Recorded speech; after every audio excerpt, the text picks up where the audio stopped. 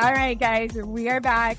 Another episode of Wholeheartedly with Kendall and Galey, and we have so much to talk about. In fact, we were just going off so hard that our editor was like, hold on, guys, just stop talking. I need to press record.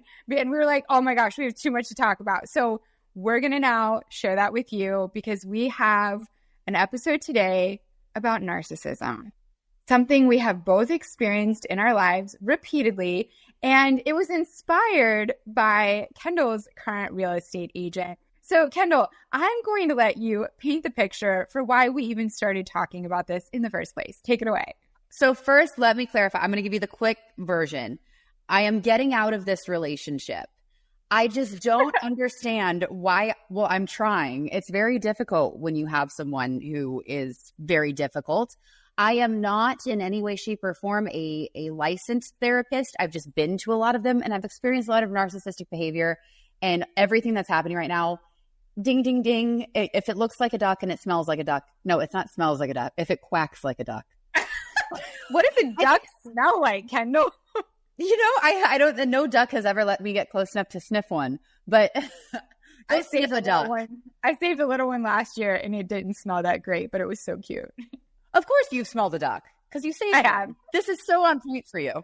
I named him Petrie because he reminded me of like Petrie from Land Before Time. Oh anyway. My God. Wait, core manual locked. Yeah, and then I brought Petrie to Knuckle Bump Farms. I sit on the board for their charity, and they're freaking amazing. These girls up in North Florida. Yeah, you know Chad Lopez. So they bring in Petrie, and like 2 days later, Taylor texts me, and she's like, "Hey, girl, just so you know, we're having to rename Petrie." And I'm like, "Why?" And she goes, "Because Petrie is a Patricia." And I was like, "How on earth can you tell what a duckling, like what gender they are?" But turns out she is a girl. So Patricia is now up at Knuckle Bump Farms. Yeah. Well, we love a Patricia because my great-grandmother's name is Patricia. And God rest her soul, she was a firecracker all the way up until the time she passed when she was 98. She was making jokes to my mom about the pole outside of her bed at the old folks' home. She would go to my mom and she goes, "Susie, I know you know how to work one of these things. Show me how to use it." I'm like, Grandma D. That so tracks because Taylor told me that she knew that Patricia was from Fort Lauderdale because she was ratchet and wild. And I was like, I don't know how to take that, but it tracks for Patricia. Okay, so your real estate agent is a duck. She walks, talks, smells like a duck. Explain what's going on here. Oh my gosh, y'all. Okay, so I will never say someone's name, and thankfully it will be removed. I'm about to have a new real estate agent. Thank God for Ryan Serhant. We will get there.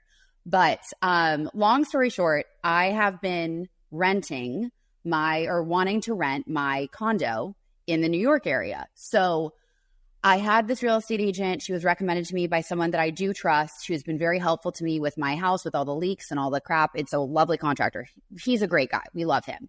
He's a developer though. So he does a lot of business and he's worked with this particular real estate agent quite a bit. So he recommended her. I was in a bind. I was like, okay. I remember Alex was over at my place. She came over to take photos.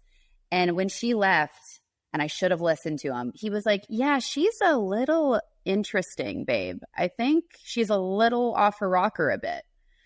And wait, what do you think made him say that? Because I love that your man has like he's got radar. Like great radar gut instincts here.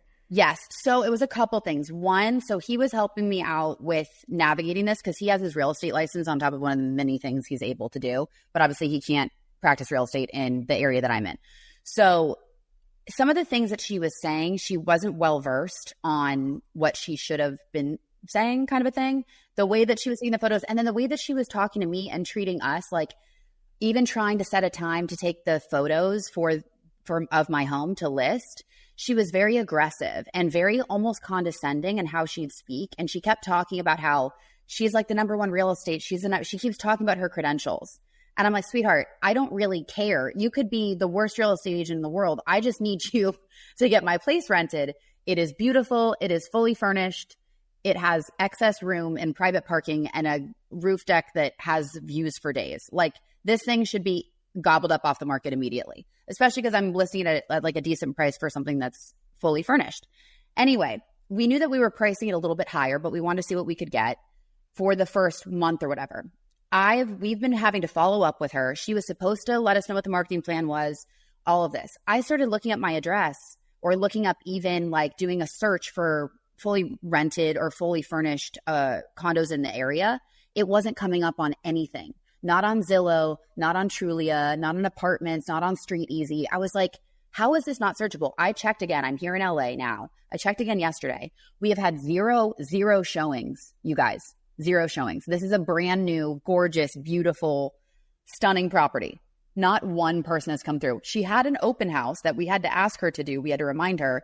The only person that came through was my nosy neighbor, which I have no problems. I love this man. He's adorable and gay and like the street patrol for everybody. So I'm happy he got to see my home. I'm sure he liked how it was decorated. But anyway, this woman, I got to the point, so I sent her an email. I said, hey, I've been trying to contact you. Listen, I'm just having some serious concerns. We haven't had any showings. I understand that we're listed a tad high, but I can't find it in search. It also isn't very clear that the apartment's fully furnished when I do search my exact address, which I don't even know how people are finding anything. Can you, help me figure out what's going on so we can fix this? This isn't proper. We should have had at least 2 or 3 showings. The diatribe I get back is that just get on a phone call with me. I'm the number 1 agent in the area. I know what I'm doing, but I did this as a favor to you and to your friend who's the contractor. She got so defensive. So I said, listen, this is not, I'm simply asking you a question as to, why this stuff is going. Anyway, it continues on. It gets to the point where I'm like, this woman's not going to be able to rent out my place. She's asleep at the wheel. She's not doing the work on the listing where it's even searchable, and she can't answer. She's avoiding the question. I had to ask it 3 times in these emails, and I'm being very professional, very polite, but direct. Like, I'm not critiquing her or attacking her personally, nothing like that. That's not how I do things. That's not how I do business.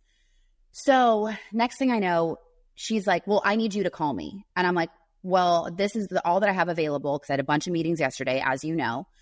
And she said, well, that won't work for me. You need to work to my schedule. And I'm like, wait, she said, you need to work to my schedule? She's like, I'm very busy. I'm the number. She keeps repeating. She's like the number 1 agent in the area, which I don't know how true that is, but maybe it is to her, and I will respect her delusion. Anyway, it gets to the point that I'm like, you know what? Screw this. I know I'm good friends with Ryan Serhant. The real estate agent that has a Netflix show? Yes. Are we going to tell? Okay.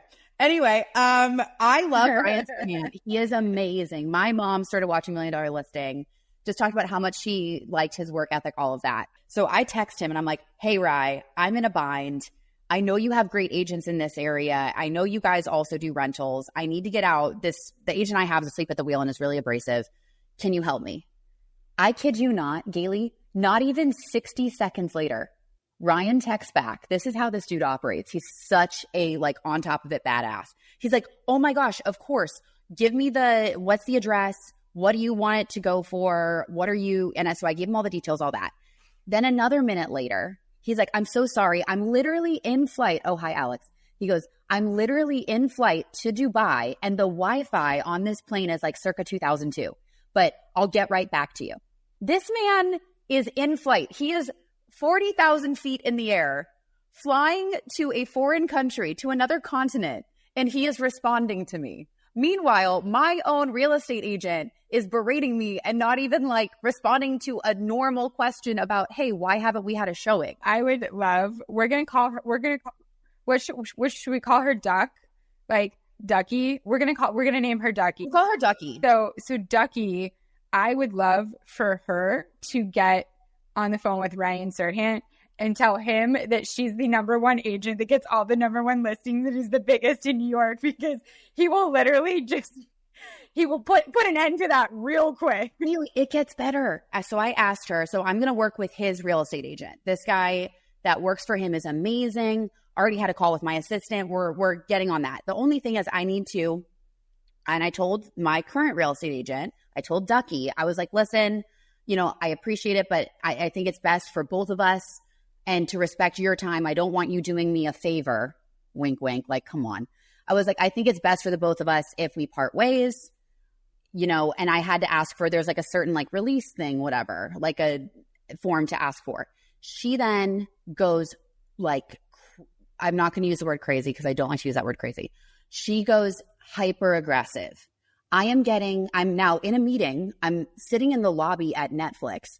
I am getting ding, ding, ding. I had to put her on like do not disturb. It is one thing after another. How terrible I am as a human, that I'm attacking her, that I'm attacking her identity, all this incredibly off base, not in reality accusations. And I'm just like, Ducky, please. I simply think it's best for us to do this. Now, and then she's trying to negotiate saying, no, give it to me at this price for 2 weeks and I'll get it rented. Da, da, da, da, da, da, da, da. And I was like, Ducky, please. And I had to keep repeating the exact same thing. No, I would please like the release form.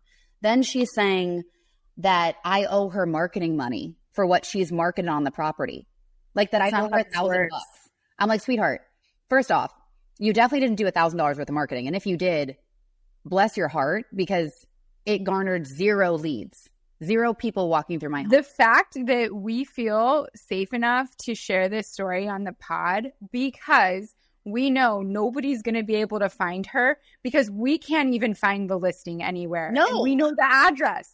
Yes. So the fact that we know the address and the listing agent and we can't even find it means none of y'all are going to find out who Ducky is. So right there is like case in point. Her marketing is bullshit. It never happened. It hasn't been done. And the fact that she would, like, you didn't share all of it, but she hurled some really personal, disgusting. Oh yeah. No, she said, where she was trying to personally attack me. Personally attack you. And I then at this point can laugh about. She was telling me, she's like, how dare you as a mental health advocate? How dare you as a professional in the fitness industry? If you did this to your clients, they would have every right to sue you. Like wackadoodle energy. But then I don't have the time. You know somebody is unwell when they hurl the worst, most attacking insults at you. And in the same text, ask if they can have the listing for two more weeks. And say that they're going to do a good job. Like, what in the bipolar is happening? I'm like, I'm not even going to give you the door code. Like, I'm not letting you in, let alone letting you list my place. I don't trust you. Like, absolutely not. This is also, and frankly, this is not how you negotiate. If this is how you're negotiating with your client, how are you going to negotiate with another real estate agent, let alone someone who, I hope who rents my home is like a lovely person and I want them to have a great experience. That home is like, it's my baby. I tiled the walls in there. Like, I really want someone to enjoy it.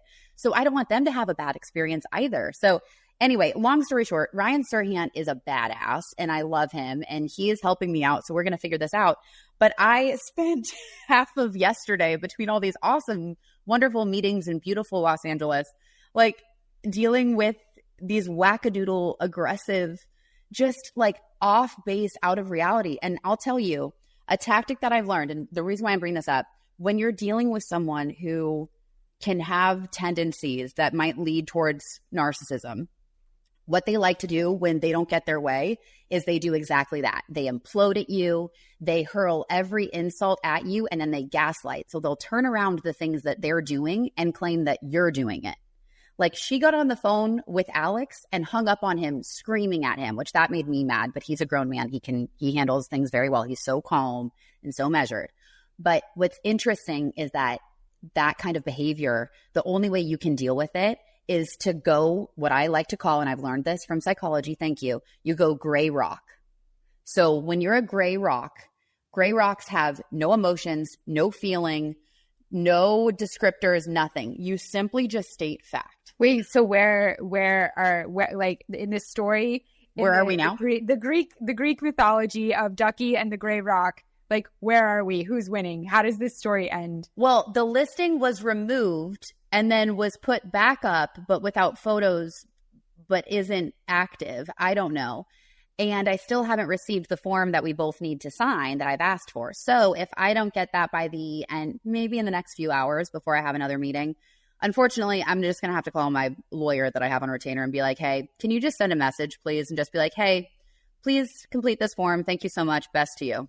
I'd hate for you to have to engage your attorney and spend more money on this person. Like, what if you reach out to the contractor who referred her, because obviously she brings him listings and like wants, or I guess she sells his listings, so she wants him to be happy with her. So if you go to him, maybe he can like, you know, pull her off this. I feel it, but at this point, he's such a great guy and he's done me so many solids and been so helpful. I don't want to pull him into the drama. He's already hung out with a terrible contractor, you know, the guy that built my home, who is a criminal. Just, yeah. Don't you love it? New York, New Jersey area, guys. It's wild out here. But yeah, I hear you. I think that wouldn't be a bad idea if I had a deeper personal relationship with him. But I also am so grateful for all he's done. So I think at this point, like, whatever, I work with my lawyers a lot. We have so many deals going. So I feel like sometimes, you know, they toss me a freebie if it's a letter. You know what I mean?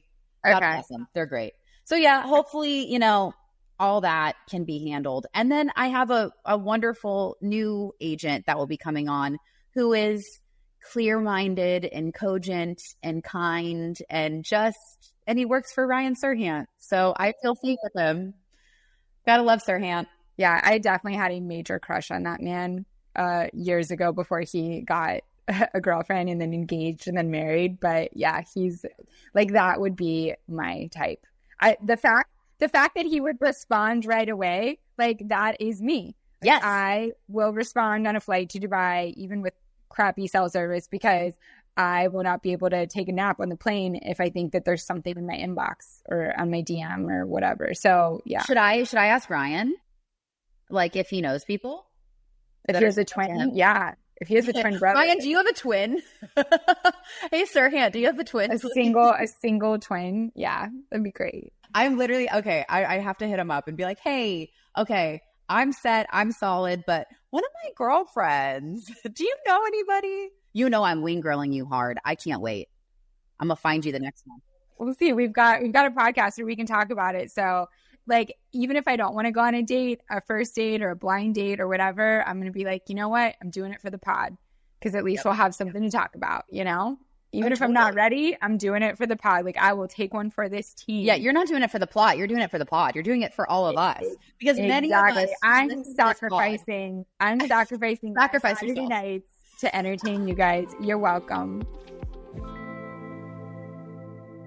Wholeheartedly is sponsored by BetterHelp. Has anyone ever asked how you're doing and you say, I'm great, or things are good, but in your head, you know things are not good, you do not feel great, and you're just not having a good day? That's a mask that I think so many of us put on and so many of us wear, myself included. And the other day, I was about to have a panic attack. I could just feel it welling up. And then I had our incoming call, a work call, and I literally mentally rescheduled my panic attack so that I could answer the work call, because I'm just kind of putting on that mask throughout the day when I'm not feeling great so that nobody else is bothered by it. And that is something I am working on in therapy. And this is why, if you've ever felt this way before, therapy is something that can really help you work through taking off that mask and being your authentic self and being okay with not being okay and not having to fake it all the time.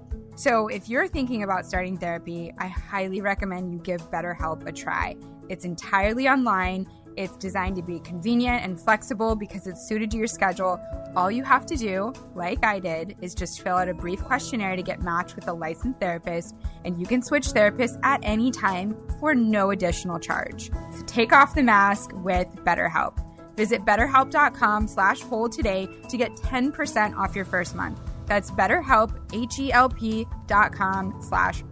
WHOLE. Spark something uncommon this holiday season with incredible hand-picked gifts from Uncommon Goods. I am a huge gift giver. I love the holidays so much, and I am known for doing things a little less than normal. So Uncommon Goods is one of my favorite places to shop. I love something handmade. I love something that's distinct and just like the perfect gift for the person you have in mind, where you know they're going to open it and be like, oh, you know me so well. I love this. That is what I strive for in every gift, and that is why I shop at Uncommon Goods. The best part too is when you shop at Uncommon Goods, they're supporting artists and small independent businesses. Many of their handcrafted products are made in smaller batches too, so shopping now before they sell out is really important. Trust me, fulfillment is not easy for a small business, so keep that in mind. Uncommon Goods looks for products that are high quality, unique, and often handmade or even made in the US. They have the most meaningful, like out of the ordinary gifts anywhere you can find them. They even have gifts that you can personalize to and customize for the person you're giving the gift to, which I love. From holiday host and hostess gifts for the coolest finds for kids to everyone from book lovers to diehard sports fans, Uncommon Goods has something for everyone. To get 15% off your next gift, go to uncommongoods.com/heart. That's uncommongoods.com/heart, HEART, for 15% off. Don't miss out on this limited time offer. Uncommon Goods, because we're all out of the ordinary. Have you had any dates yet? No. Or is it because I'm sure there's been interest, but like have you just been waiting? Or I have not had a single person ask me on a date. I mean, Elliot like reached out and like we mentioned, you know, maybe meeting up in December, like when he's in South Florida or something. But like then that's a lie. That's a date. I don't know, but like he's also a college friend, and I don't know. I don't even know how to look at that. But other than he that, wrote you after he saw that Charlie passed, and also probably did a Google to see that you were also out of a relationship. So I'm just saying. I don't think there's innocence there, and not in a bad way. You get it, Elliot. Yeah. Hey, I love to go getter, right? Like I like somebody that goes for what they want, you know? That's how I got my last relationship. I DM'd him, you know, I reached out and like went for it.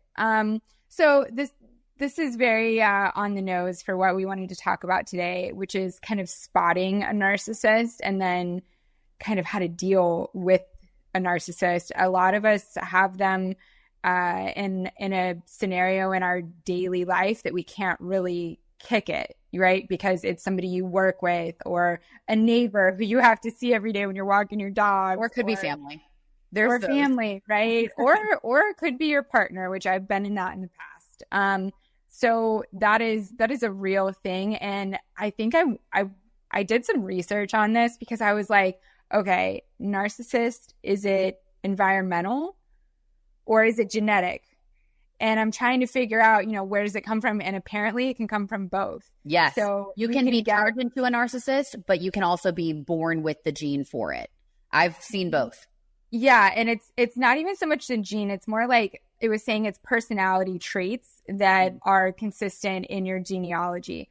Yep. So, but then also it was saying, you know, a narcissist can be formed just in their environment. And typically you see the biggest ramp up in narcissism between ages 14 and 18, which I thought was interesting.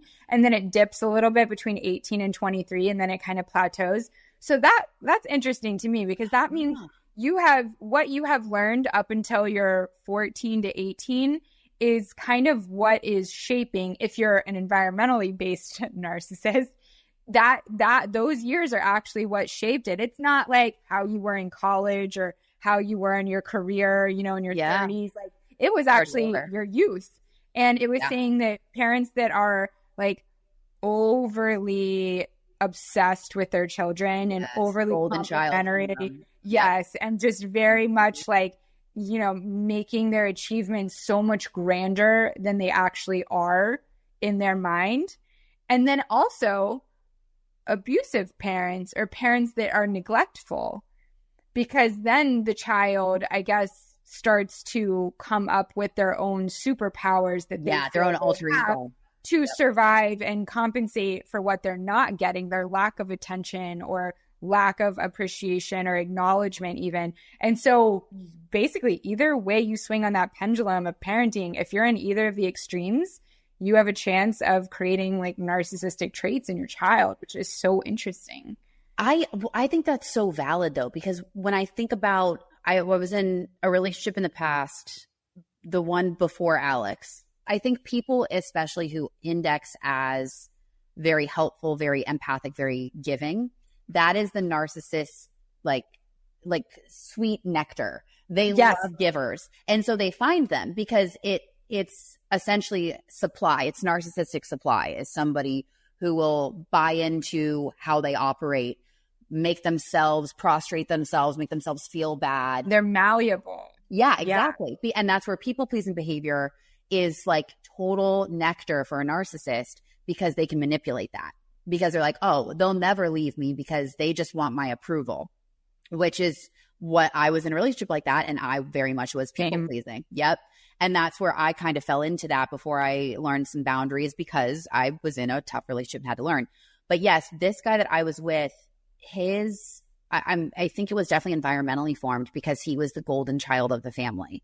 He was the super sports star. He was the perfect older brother that the younger brother could never really measure up to. And the relationship with his mother was incredibly concerning, because she was the one feeding it. There's a concept too that the golden child, particularly the golden boy, and it's a narcissistic mother that then creates the narcissistic son, because he believes everything that the narcissistic mother is pouring into him, and she will remove any threat to her control of her child. So it's almost like how that cycle gets passed down. Now, I'm not saying this in a finite way. By no means am I a psychologist. I would love to be. Maybe I'll go back to school at some point in my life so I can decipher all this stuff officially. But it's very interesting how many times I've seen this dynamic, both in my own personal experience as well as experience of my girlfriends.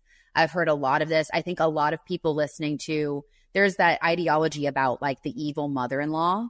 And I wonder if it really is a lot of enmeshment from the mother with the son, because possibly she didn't have her own self-identity.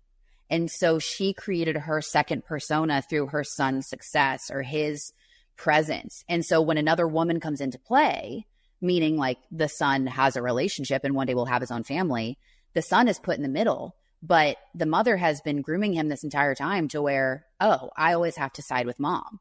So if you're the woman in that relationship with a son like that, you never will win unless he decides to set the boundary and say that that relationship that he's built is the priority, and that the relationship with the mom is also a priority, but it's different.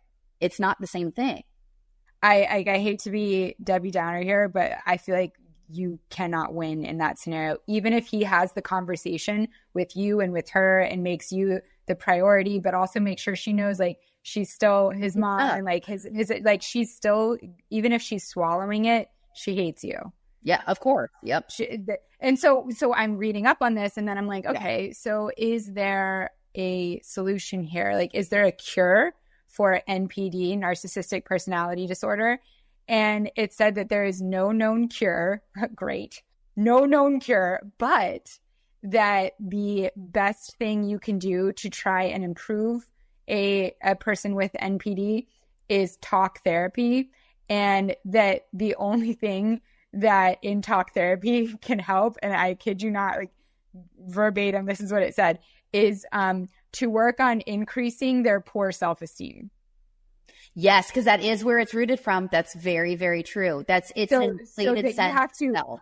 Yep. Yes, they're so inflated in how they view themselves and how they think other people look at them when they move through the world, and all their accomplishments are just so over exaggerated from reality that you literally, as a therapist, need to try and encourage lower and poor self-esteem, which is like the exact opposite of what I need, right? Like, oh my God. Well, this is where I laugh too. Like, I love it when I post something on social or whatever, and I'm talking about somebody calls you a narcissist. They call me a narcissist. And honestly, at this point, I love it. I'm like, listen, I maybe would probably love it if I was. It would be a lot easier to navigate life if I truly thought that my shit didn't stink and that I was just the greatest thing since sliced bread. Unfortunately, or maybe fortunately, I have a voice in my head that tells me the exact opposite 24/7. So I would love to shut up a little bit. But unfortunately, if I was actually a narcissist, I would have definitely found out by now, because my therapist would have been trying to pull my self-esteem down. And meanwhile, they're trying to build it up. So I think that is so funny when somebody calls me a narcissist, which is always online, never to your face. Like, I know nobody would say that to your face. No. But when they keyboard warriors type it online, I'm like, girl, do you realize that like I I cannot even look in the mirror some days because I do not like how my face looks. Like, I'm the exact opposite. Like, I wish I had more narcissistic tendencies.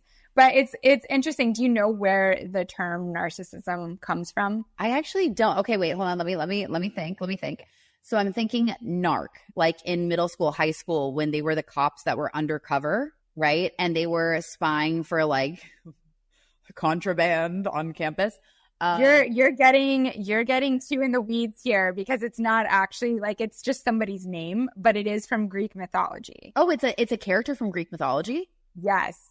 Who? Narcissus. Narcissus. Yes. Ha! Narcissus. Yeah. Yes. So Narcissus in Greek mythology, there's a character named Narcissus, and he is this very good-looking, youthful man. And this desperate woman, her name was Echo, she was obsessed with him and was trying to get him to date her, and he kept saying no. And because she was like a descendant of the gods, they wanted to punish Narcissus for not dating this desperate woman and taking her advances. And so they basically doomed him to only forever be able to fall in love with his own image in a pool of water. Yeah. And so he lived the rest of his days just pining over his reflection in a pool of water.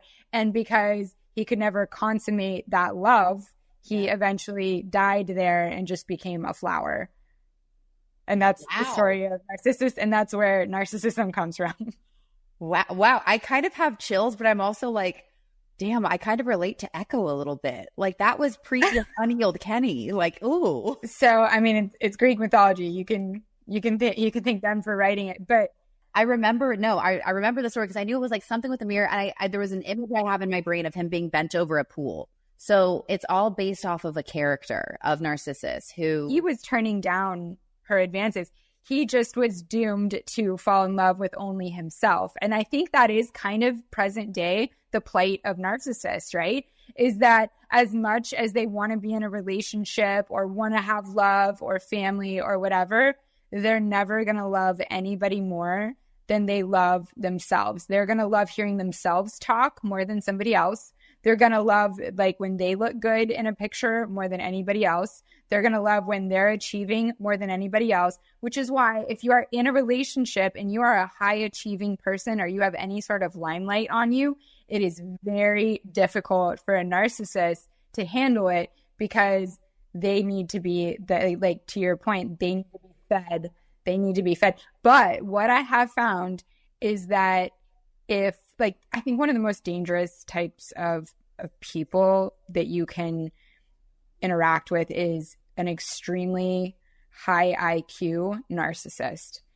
Because like the covert narcissist, the ones that know how to and that's where the whole love bombing game comes in, right? Where they come in and they're mirroring you and everything that you're saying, they're acting like that's what they're into too. Everything that you want, they're providing it, and just love bombing you so hard because they need the validation from you, because even though they might be very into themselves, they are smart and they know maybe the areas that they're lacking. And so what I found is that sometimes a narcissist will go after a very high achieving woman because he thinks I think it's because he thinks she will elevate his position because she has things that he doesn't possess. So he thinks by bringing her in. True. But he will resent them. No, totally. Yes. In the end, he resents But then he'll turn later and resent them and then do everything he can to dismantle them so that he's on the upper hand. Exactly. But in the beginning, he's attracted to it because he thinks, ooh, I'm lacking like A, B, and C, and I have all the other letters of the alphabet, but you have A, B, and C. So if I bring you in, now I'm perfect, right? So maybe it's that you have money, but he doesn't. But he has all the other things that he thinks he's got great looks and he thinks he sounds amazing and is competent in everything, but he doesn't have money, but you do. So he brings you in, and if you get married, guess what? Now he has money too. Now he's perfect. So like they will leech onto you if they think you have things that bring them even closer to this like extreme version that they see for their life. Yes. And upholding the external image is so important for the narcissist. It is everything. Yes. It's how they appear externally. And I'll tell you, having been around them, been in relationships with them, know quite a few.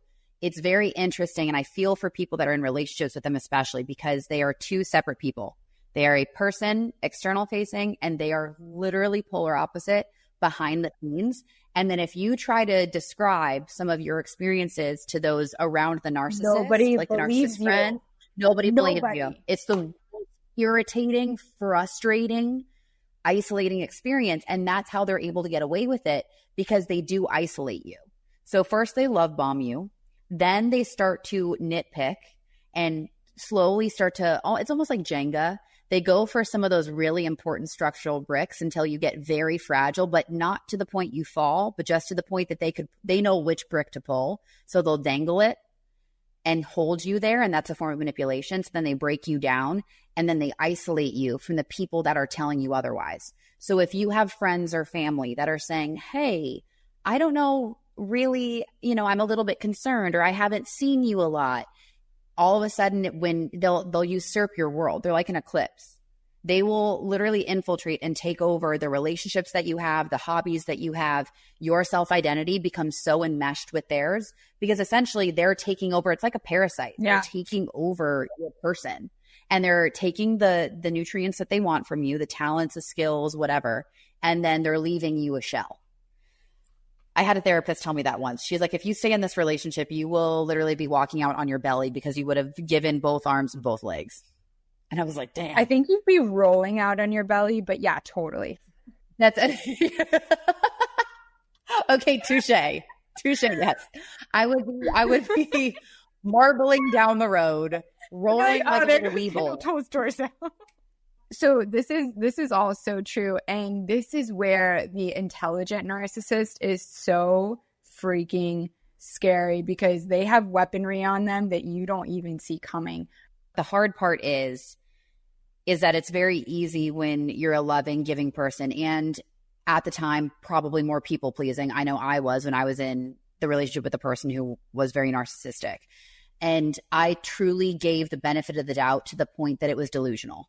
Like, I was so convinced of this person's goodness because I believed this great PR and marketing plan that this person has. Because also, because you have to remember too, narcissists are incredible marketers. That's why the smart ones are dangerous, because they are their best PR. They are salespeople. And they're really, really brilliant. And what's unfortunate is, like, I wish they took that energy into helping society, because they're brilliant, and we would probably be further along if we had more of that energy, not going towards their own interpersonal issues, but towards society. Regardless, these people know, so their accountability cannot happen for a narcissist. I think that's a great way to spot them. So when you're going into, and I will say this for you in going into dating, and obviously having the history that you have, it's really important to remember a couple things. One, you find out who people are in conflict. Yeah. You don't find out who people are when everything's great. So how you guys problem solve, if you problem solve together, if the goal is the other person's well-being and not one person's being right, all matters. And I think with narcissists and conflict, what I remember, especially so a little backstory on mine, he had a relationship with me. I was the public girlfriend. He had a full relationship with another woman in private, and then had a bunch of other chicks, both in New York or not New York. Yeah, well, there was one girl in New York, and then there were a couple girls in Los Angeles, and then a couple people from his hometown or where he went to college in Mississippi. So this guy had a full suite of individuals. When I tell you, literally public-facing people think he is like salt of the earth, very, unfortunately, I hate this. This is actually the most deplorable to me, that he is very connected to his faith and very Christian and whatnot, which makes me so angry, because, like, do this behavior fine, but the second that you mock God and you mock what that is, and then you treat people like this, and it just is so heinous to me to hide behind your religion or your faith to get away with these things. I think an extra level of really deplorable behavior, but that's on him. He's got a bigger, if he believes in God, he's got a bigger judge that he's got to answer to, and that's not going to be pretty. So I wish him the best on that. Karma has everybody's address. Amen. And literally, amen. Long story short, I found out, all of a sudden he kind of ended the relationship after I was there for him in a really difficult period in his life. And I was in Nashville, like probably 6-8 months later, we would still kind of talk. He's like, I'm just grieving. I'm going through all of these struggles. And I really believed him. And I felt terrible. I was like, what can I do? How can I help? Like, I'd send like things up to his place where he lived. I don't want to say like any more details because people will be able to figure out who it is. But he would just be like, thank you so much, would respond a couple of days later or whatever, acting like he was really grieving. Lo and behold, I find out I'm in Nashville for a podcast recording with a friend of mine. We randomly go to this like bar restaurant off of Broadway, and this gorgeously beautiful, like Venezuelan Spanish girl comes up to me, stunning. And she goes, hi, I just, this is on my heart. I just have to tell you this. She's like, I think we were dating the same person at the same time. I remember this.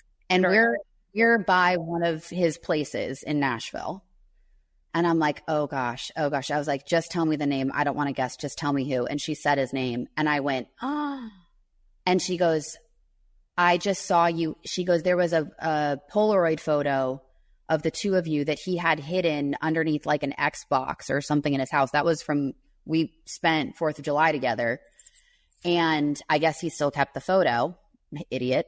But anyway, she found it while she was over at his place. And she said she found it. She asked him about it. He said, no, I broke up with her a long time ago. Total lie. And she found it in July, the week after I was there. This guy was continuing this relationship the entire time he and I were dating. So she and I started looking through each other's text messages, looking through photos on her phone, my phone. This guy, I would be there, I'd visit, and then he'd go out with her. And then I'd visit somewhere else where he lived, and then he'd fly her up the next weekend. It was so disgusting. So how did you guys, like, did you team up and do something to, like, tell him? Well, yes, this is where I will do it classy, but I made sure this man knew because I was pissed. And then he then started dating someone else in the area. And to my knowledge, I don't have it on full truth, but I all of a sudden started getting weird TikTok DMs saying like, so-and-so is with a new fitness girl, like you've been replaced, all that. I was like, what the hell, from a fake account? And this same fake account comments on her stuff. So I'm pretty sure it was her. And I'm pretty sure she cheated on her boyfriend at the time to get with him. So they're, God bless. They are fascinating and whatever. Anyway, so I asked him about it point blank. We had a FaceTime conversation. This was before I went to Nashville a couple months previous. And he flat out lied to my face and said, no, there's nothing going on with her. I don't know what's going on. I don't know who that is. Total lie. He was in a relationship with her too. So now there's like multiple people involved. I know, guys, it's hard to follow. This is how gross this dude is. So anyway, she and I are together at the place is called the Red Door in Nashville. If anyone's been to Nashville, it's like a dive bar. We went after a comedy show. I was just hanging out with friends that were there before I had the podcast the next day. And she and I took a selfie together. And I post on there, I'm like, truth always comes out. And her and I are smiling, and I tagged her. And then I very secretly tagged him. You couldn't see his Instagram. Oh my handle, God, I love that. But I tagged him in it. I was like, I know, baby. I know. I know. And then the clarity that it brought me, because for months I was so devastated because I thought he was in like a terrible depression because he was grieving. Girl, we went to dinner in New York, and I remember you were almost in tears because you cared so much about this person, and his brother had just passed away, and he just needed space to spend time with his family and with God. And like, you know, be like, just be alone so that he could feel this and just to have the conversations that he needed to with God and read his Bible. And he was just so adamant that like, that he needed family and God, he needed isolation and time from you and from everybody. Meanwhile, but really he's out having sex with other girls, like just insane. A slew of them. And I'm sitting there like rubbing your back thinking like, oh my gosh, like he's going to come back to her. Kendall, he just needs his space. He sounds like a really good man. And like we were both just like, you know, manifesting him like getting through this and being emotionally okay, because that's such a horrible devastation to your life. Yeah, because I felt terrible for what he went through. And we had conversations about mental health, all those things. So anyway, it turns out absolutely not. The dude lied flat out to my face and to a bunch of other people and to the general public, which is just whatever, bro. Have a good one. So fast forward, I posted that, He then sends me these DMs calling me the worst names ever, saying that I'm terrible, saying that I'm this. I'm like, oh, this is very crazy. You're terrible. You're the one that I'm like, girl, I said, listen, I truly wish you the best, but this is terrible behavior. I don't deserve this. She doesn't deserve this. And then I come to find out I'm getting DMs from all the other girls he's two-timing. So then I listed all their names and I said, this one, they don't deserve it either. I was like, truly, you need to apologize for your behavior and make changes in your life. Like, this is your opportunity to grow up because this behavior is not okay. And I wish you the best, but I don't want anything to do with you. And I really hope you course correct and find a way through this. What happened? I'm blocked. Bye. And now he's married to the chick that was making the message, that was sending me messages when she started getting with him. And I really hope, for the sake of, I don't know, it's a wild one. Good riddance. I will say there is no bond with a stranger. There's no immediate bond with a stranger like the bond of women coming together who have been scorned by the same man. There is no bond. Let me tell you something. It is a sisterhood of deep connection. Like the movie The Other Woman, which is one of my favorites, with Cameron Diaz and oh my God, she's gorgeous. Sports Illustrated. Oh. She's got gorgeous boobs. I just like Kate Upton. Yes. I was like, it's not Middleton, but it sounds like Middleton. It's Upton. Kate Upton. It's Kate Upton and Cameron Diaz, who I love. And then Leslie Mann, who I'm obsessed with. And that movie, The Other Woman, is the most healing movie of all time because of that. And I will tell you, the way that this girl and I can't even call her a girl. She's a woman. She's like a lovely human being. Like, she volunteers at church. She travels. I am also determined to find her an incredible man because she is the sweetest thing. We are support systems to each other. How beautiful is this? She custom painted me herself a pair of Air Force Ones for my birthday after we found out about the fact we were both two-timed. She painted them black and blue as like a sign of like, okay, we can be bruised and keep moving on. And then she wrote on them, never knocked out. And then she put my lightning bolt logo on it for my birthday. I love this story. I love a happy ending. This is what's, I think, a note on anything, whether you've been in a bad relationship, you've dealt with narcissists, you've been cheated on, all of this stuff. What you get to remember is that you still get to be you at the end of it. Like, thank God you don't have to walk through life as a narcissist, as somebody who would cheat on another human being. It's terrible, and sometimes the only way is through to learn that these people are out there and to learn to set a boundary, right? Like what we talked about last week, and to protect your heart. But I'd rather get burned and still get to love people and love the world the way that I do than to live in a black hole where you just look at the world for what you can take from it. So just know, at the end of the day, you're winning. You might get burned, you might get hurt, it might take you a little longer to find the right person, but when it will be the right person, it'll happen because you already are the right person. And that's just inevitable.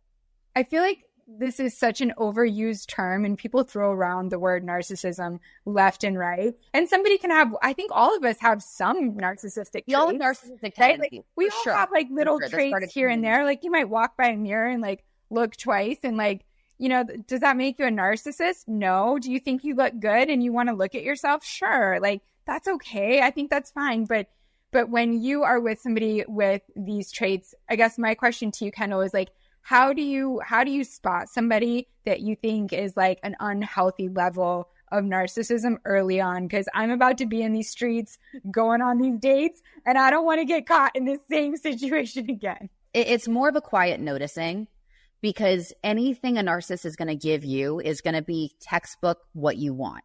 They're so good at knowing how to present. They're so good at being the elevated person in the room, which I think is why a lot of people confuse confident people and narcissists. Yes. Because they both present very much the same way. And narcissists are great actors, right? They're able to present this image of confidence, of steadfastness, of interest, but where they show themselves is in the little things. They show themselves in how they treat other people, particularly people that they can't gain anything from. And it's very simple, but how they treat service workers, how they are. Do they say please and thank you in line? Do they help somebody with the door? Are they aware of other people and things around them? Do they ask you questions? Are they interested in what your life is and how they can be assistive to you? Narcissistic people are not of service inherently. They will perform acts of service to look good, but they will not be empathetic or be of service unless it suits their image. So I would say look for the things what do they do with things that inconvenience them? Make little tests that are just small inconveniences. Like, do they put the grocery cart back? Do they open the door for other people? Do they say please and thank you? Are they super nice to the wait staff at different establishments? Those are early signs that you can tell there's an awareness. Also, take them, see if they're down. You love animals. You love giving back. See how they are with service. All right, crazy story. The other day I woke up and the right side of my jaw was locked. No joke, it was locked in place and I could not move or open my mouth. I freaked out, and then I didn't freak out because I went onto ZocDoc.com and literally right on the website, I put in my condition, I put in my city, and then I put in my insurance carrier, and it sent me to 20 different options of places I could go to get seen. And about 4 hours later, I was sitting my butt in a doctor's office getting my jaw unlocked. ZocDoc is a free app and website where you can search and compare high-quality in-network doctors, choose the right one for your needs, and click to instantly book an appointment. We're talking about in-network appointments with more than 100,000 healthcare providers across every specialty, from mental health to dental health, eye care to skincare, and so much more. Plus, ZocDoc appointments happen fast, typically within just 24 to 72 hours of booking. You can even score same-day appointments. So stop putting off those doctor's appointments and go to ZocDoc.com/heart and instantly book a top-rated doctor today. That's ZocDoc.com/heart. Again, ZocDoc.com/heart.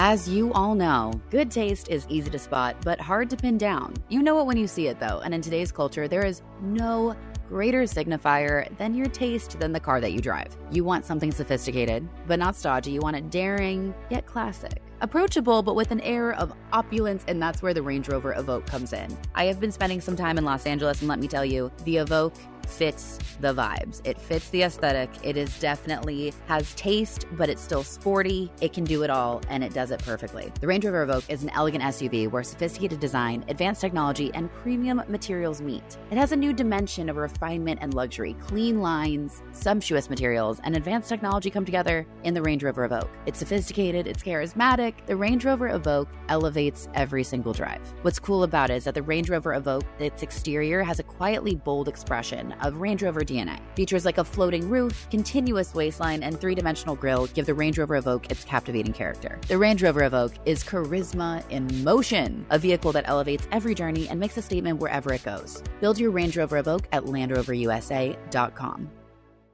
Let's see. Do you want to go to the wig questions and see what people were saying about narcissism? Because I'm really curious. Okay, so the question we asked this week on the wig, our Wholeheartedly Instagram, which is at Wholeheartedly Pod. We're gonna keep calling her the wig. What are you writing to us on the wig, guys? It's how do you spot a narcissist and what's the biggest thing you look for? And when I tell you, you all went off. You went off on this one. Oh damn, there's some good ones. Okay, I love this one. Disgusted by vulnerability and weakness. Yes, they can't be vulnerable. That's true. Actually, that would be a good date question. You know, when do you feel the most vulnerable? And if they say, truly, when I was a child, and they give you some story about how they overcame vulnerability, they're full of shit. Oh, this one. The underlying needing of approval from outside sources. You hit on that earlier, but they are just constantly seeking validation to an unhealthy extent because they need it to support what they believe about themselves, which is that they're great. So the more outside sources they can get to confirm their greatness, they just feel like it's like you're filling up their tank, so that they can keep going. Yeah, they're looking for more supply. Okay, let's see. Someone said no empathy. Very true. It's very difficult for them to empathize with other people that they don't have the same experience as. gaslighting, yes, my biggest pet peeve is when you bring up something that may be frustrating to you or whatnot. Of course, we can find great ways to communicate that, but they automatically turn it around on you and say, well, it's because it's because blah, no accountability. Oh my God, somebody attacked me. I just got it.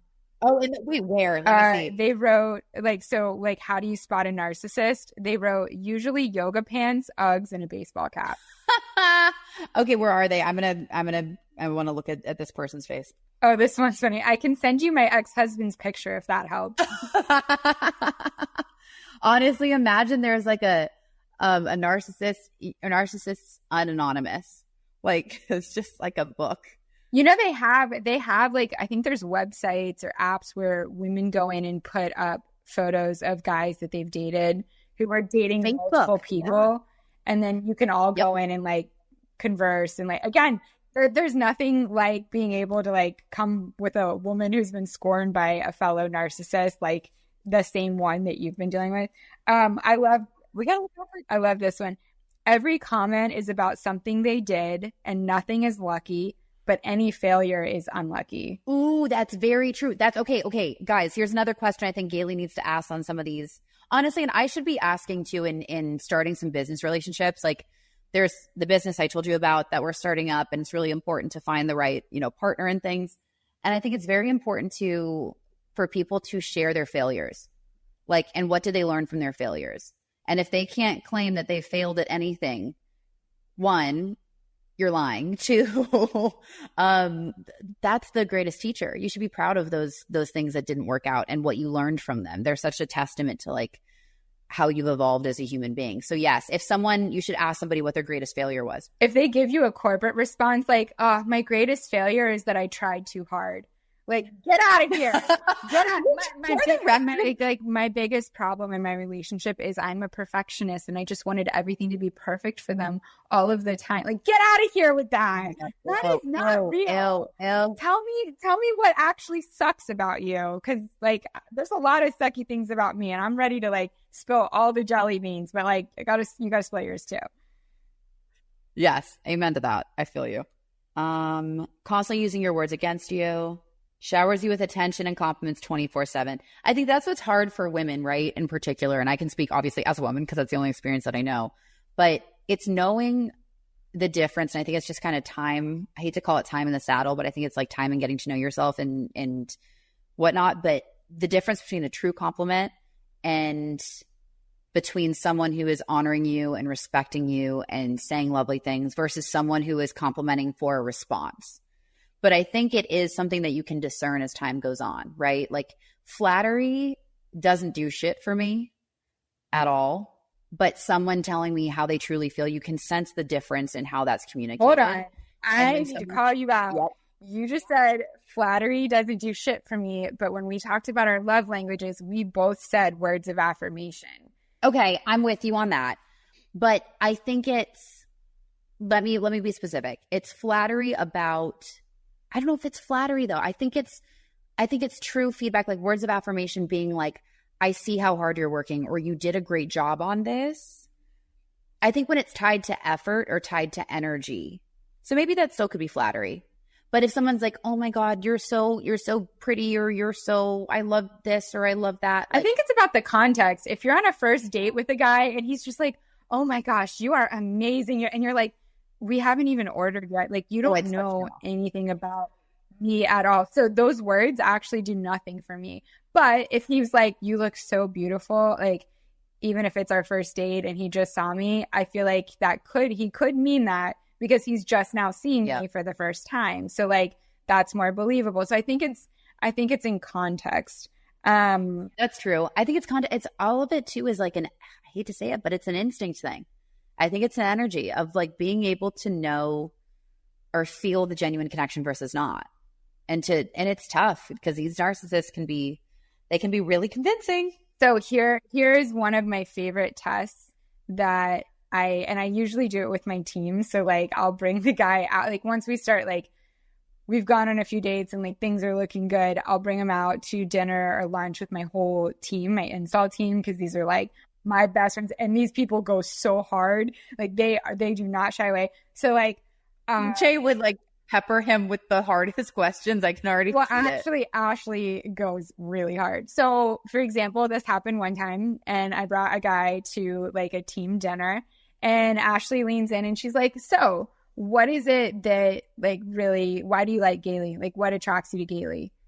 And every answer he said was, I love how she makes me feel seen. I love how she makes me feel like I'm at home. I love how she makes me feel so comfortable. About him. Every single answer as to what he liked about me was how I made him feel. It was all about him.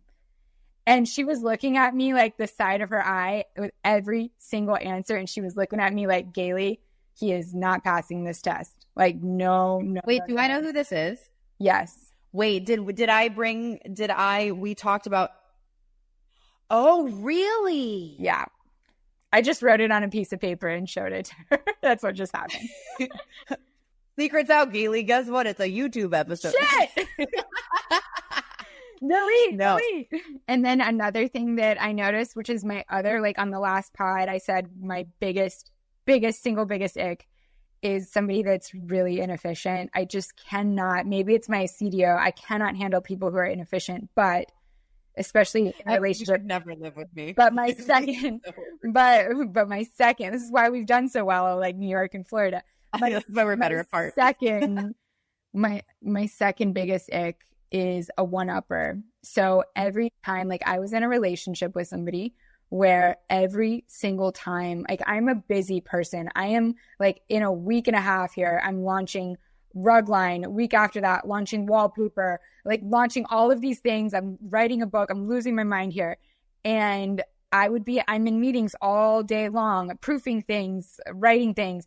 And I would say, like, we'd be on a phone call and I'd be like, oh, my Zoom's coming up. I got to jump. And he'd be like, okay, well, I have to go to the gym and then I've got 3 Zooms and then I'm going to go back for a second workout and then I have another Zoom and I'm like, hey, no, I really have to go.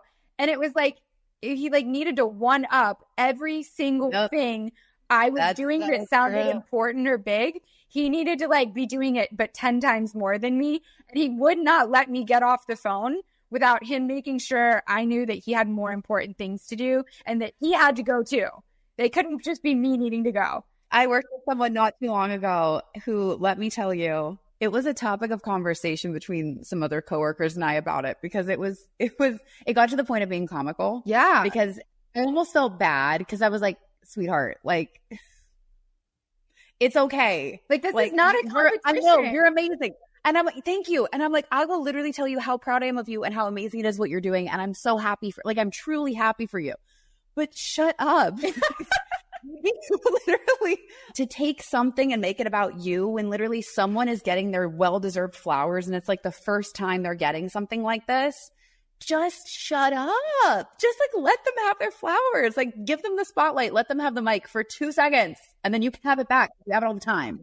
I think the takeaway here is that when you see somebody exhibiting these behaviors of like needing to be valid, like overly needing to be validated or one-upping somebody constantly or not being able to handle not being the center of attention or whatever it is that they're doing that feels a little bit on the narcissist side, you can step back and say, okay, well, we learned on Wholeheartedly Pod that this is either genetic and you can't help it, or this is environmental and either you were lacking too much, attention as a child or you got too many flowers and too much praise as a child, and therefore you are this way, and I accept you for how you are. It's not my job to change you. It's not my job to make the situation better. I'm just going to accept you how you are, and I'm going to keep going about my life and just kind of keep that barrier up because I'm not going to let you get too close because it won't be healthy for me. And like, that's it.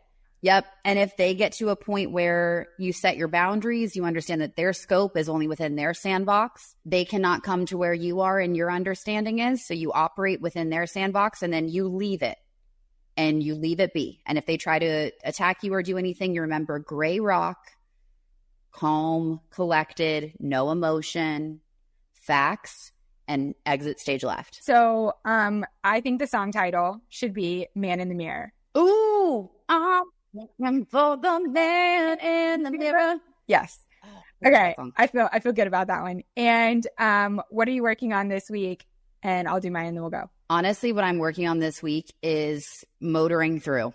I'd love to say, like last week, I was like, I want to take time and be present. I am being very present.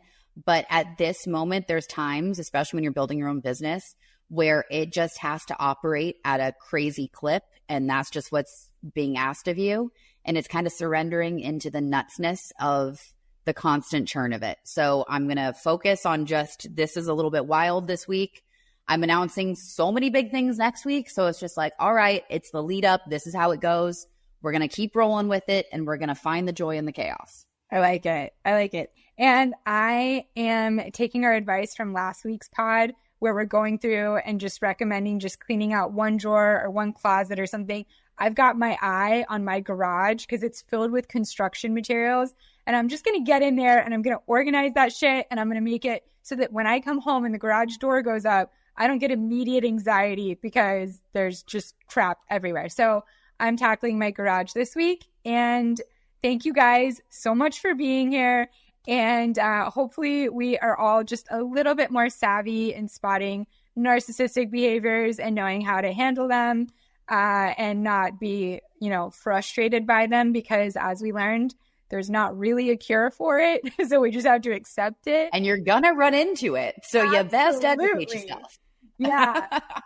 So thank you for being here. You can follow us at Wholeheartedly Pod on Instagram. You can follow Kendall at Kendall Tool. I'm at Galey Alex. Kendall has some exciting announcements next week. I have one the following week. So lots of big things coming your way. We love you guys with our whole heart. We do. Make sure you like, comment, subscribe. Tell us what you want more of. Tell us what you want less of in feedback. We love to hear it and we love doing this with you. So again, thank you guys so much. We will see you next week and do it with your whole heart. Bye. Bye.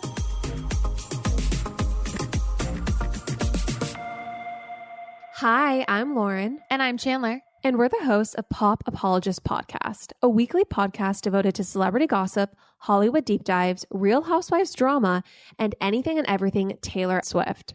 We're two sisters who make no apologies for our love of pop culture and the fact that A-listers might mean more to us than each other. Join us on your favorite podcast app every Wednesday for Pop Apologists. Pop Apologists, your new favorite sister and celeb podcast.